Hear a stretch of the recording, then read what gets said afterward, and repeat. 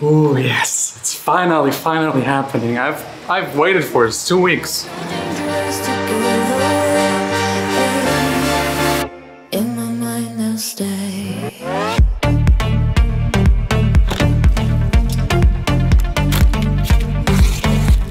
my mind they'll stay. No secrets, no secrets. This box contains the last part I need to actually build these DIY absorbers you can see in the back. Yes, these huge boxes, they will be filled with absorbing material covered with fabric. I got 120 meters of fabric, which is by far, so far, the most expensive on this new studio build. But I wanted to make sure that it looks good, that I like the color, because I have to like work in this room every single day. And also that it's not flammable, which makes fabric a lot more expensive. I really like the color, like a dark gray, kind of like a MacBook. And since I'm building today absorbers, and it's not the first time I'm building absorbers, it's actually the 5th time I'm building absorbers. And since a lot of like wrong information is out there, especially here on YouTube, I thought, why not make this entire episode about how to build very cost efficient, the most efficient absorbers you can possibly get for your money. All of that, of course, DIY. So yeah, let me first maybe clean up a little, because like to build them I actually need the floor, and the floor is full of dust. A lot of dust. Like I've cut it already, all of these pieces in here, so cleaning up first. In my mind they'll stay. Let's talk about absorption and reverb in a room. This right here, the hallway, is just horrible. It's hard to understand me. And if you compare this to the vocal booth that is like all absorbing all around, like very much, that's just my voice, nothing else. And also down here in the B studio, like it's way more controlled. And if you get close to one of these absorbers, you can really hear how it's like it's just the voice, nothing else anymore. Like reverb goes in there and almost all frequencies don't come back. That's your main goal. And a lot of people like recommend that acoustic foam, the black stuff over there on the door. I cannot recommend it. It's way too expensive. It's smelly and very flammable. If you get the non-flammable versions, it's even more expensive and smells even worse. And it doesn't have the best absorbing properties. That stuff cuts frequencies, yes. It will dampen the sound in the room, but only like the very high frequencies.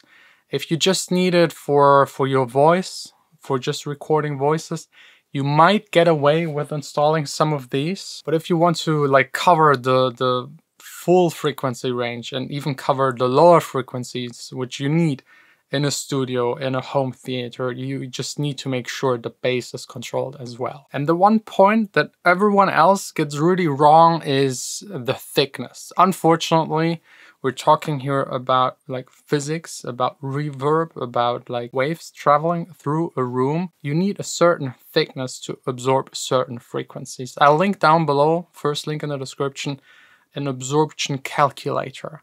You can add in there the thickness of your material, and it will show you what kind of frequencies will be dampened by what kind of amount. If you want to dampen like voices, going down to 500 Hertz might be enough. If you want to do it in a critical space like a studio, you want to get as low as possible and cover the entire frequency range.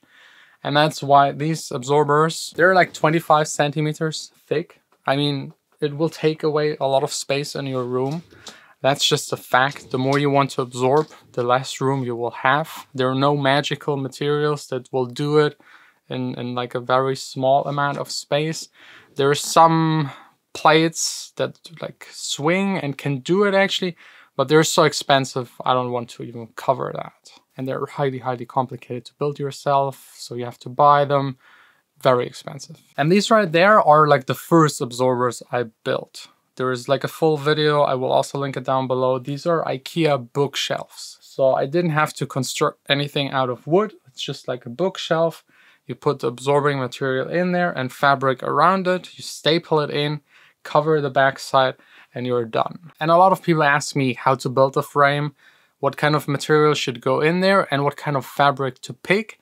And a lot of people are also concerned about wrapping the absorbing material in foil, because the absorbing material, there's a catch to it. This right here is the absorbing material. I ordered quite a lot of it. That stuff is stone wool by Rock Wool. That's the company, they make that stuff. And almost in one piece. This stuff is actually made for like isolating, insulating your home. This goes into drywalls. There's Therma Rock, which is for keeping it warm inside, and Sono Rock, which is for keeping sound from traveling through the wall. The Sono Rock is the one you should get. It is the least expensive, best absorber. If you like compare cost for absorption, that's the stuff you should get. In some countries, they don't have this specific kind by that specific company, but the important part is to check the airflow resistance factor. I think that's what it's called in English. In German, it's like Luftströmungswiderstand. I don't know if you can see this. It says right here that it's like this STVE6. If it's 7, 8, or if it's 5, that doesn't really matter. This means we have a material where the sound travels inside, and like sound is energy, and this energy is transferred into heat, and that's how it's being absorbed. So the sound goes in there, gets kind of stuck in there, and doesn't come back. And depending on the frequency, this happens differently, which makes acoustics very complicated. Like high frequencies, they will be absorbed by very thin material because they have less energy and the wavelengths are way shorter. And the very low frequencies have a lot of energy, a lot of long waves that just go through a certain amount of thickness. For that, again, the like absorber calculator. And the thicker, the more you cover also the lower frequency ranges. So my recommendation for like covering voices would be at least like 5 centimeters. 10 would be ideal. If you want to cover in a studio environment, the thicker, the better. Like I calculated for my studio personally, due to the room size, the room modes, and like trying to stay cost efficient, 40 centimeters is ideal for me. 40 centimeters plus an air gap of 20 centimeters. An air gap can make sure that the sound travels through the absorbing material, through the air, hits the back wall, gets reflected again through the air, and then again into the absorbing material. So that's like increasing the efficiency of it. But again, you have to put it into the calculator and see what works best for you. The next part, that stuff right there, that green stuff, it is not toxic as a lot of people think. That's like the catch, because a lot of people don't use it because they think it's toxic. Yes, it's not healthy. Yes, you shouldn't like rub your hands in there. You should wear like gloves and maybe protect yourself, because there are like little particles that flow around and you can breathe them in. But since I think 2002, by EU law, it's not allowed to be toxic, and the particles have to be big enough so that they don't enter your lungs. So I wouldn't sleep in a room where this lays around openly. Once you cover it by drywall, usually actually, but in a studio environment, it makes more sense to use fabric. It is sealed. As long as you don't like throw it around, cut it, it's fine. In the B studio downstairs, I've actually, to like protect me even further, I've used a very thin foil, like basically like the stuff that is around here, just to cover it. It's so thin that it doesn't reflect, or at least it reflects frequency so high that the fabric in front of it counteracts it already. So sound-wise, it doesn't like do anything. But there's like one little problem the foil can like cause you and ruin your sound. I'll show it to you later. So I personally would just cover it with fabric, and that's why I also picked the more expensive fabric. It's a little thicker, and that's how I make sure nothing like of these particles goes through. and I can like reject using a foil that causes, again, other acoustic problems. Did I forget anything? I don't think so. Like, that's like the theoretical part. Why you should use it, how it can help you, how thick it needs to be, and that stuff is like the most cost efficient and it's not toxic. Now let's actually get to the building part. I'm breathing underwater.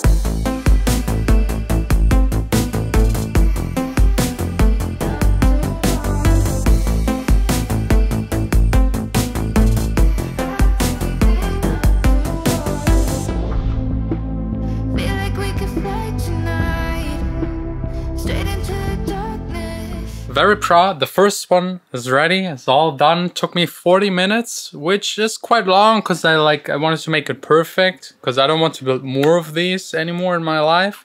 This is the last time I'm building a studio myself. They're huge. This is like 2.50 meters high. The width internally is 62.5 centimeters. That's exactly the width of the absorbing material. And you should definitely do this because this way you have to cut it way less. It's way more stable, way less of those particles in the air, way less itching.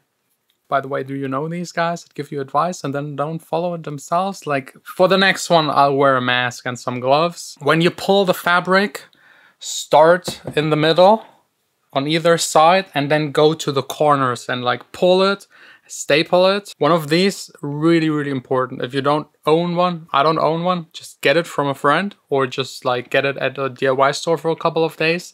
It's like a staple gun. Makes way too much fun, like way too much fun.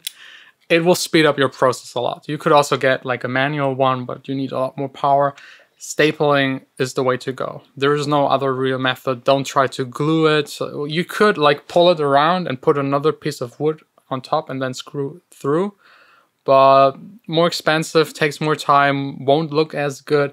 And the screw could pull the fabric and like pull it and tear it, so don't do that. The measurements are really up to you. Again, the thicker, the more effective, the bigger, the more like space that actually reflects will be covered. This right here is total overkill. Like, this is for a studio. I'm doing this full time. I need to have a room that is acoustically treated.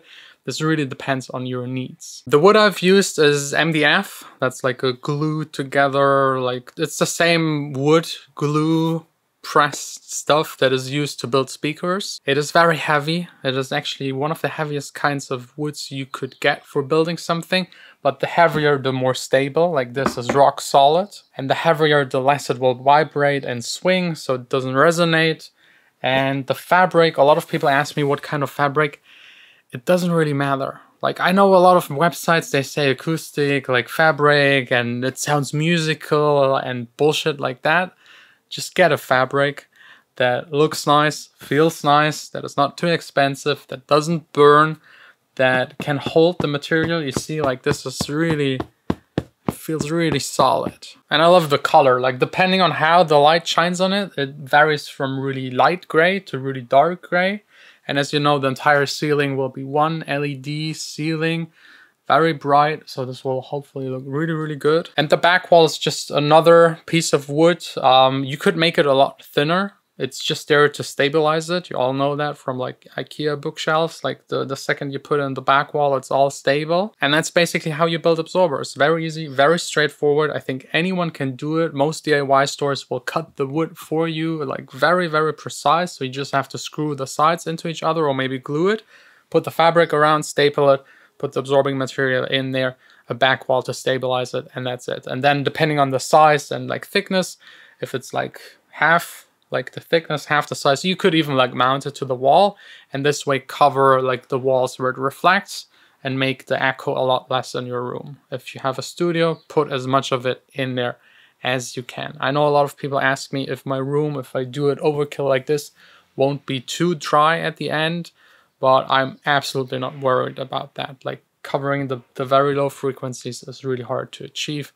And if it might ever be too much, you can use like diffusion to, again, like spread reverb into the room a little for certain frequencies, but that's very complicated. That will come in one of the future videos. The next couple of days and also the rest of today we'll be building more of these.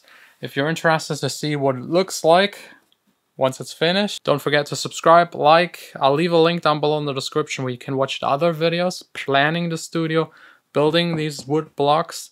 And next up is then finishing these, then building the floor, room in a room with like dampening material, then the LED ceiling, then the front wall, which will have maybe speakers integrated into it. So a lot of stuff. I hope you will enjoy this.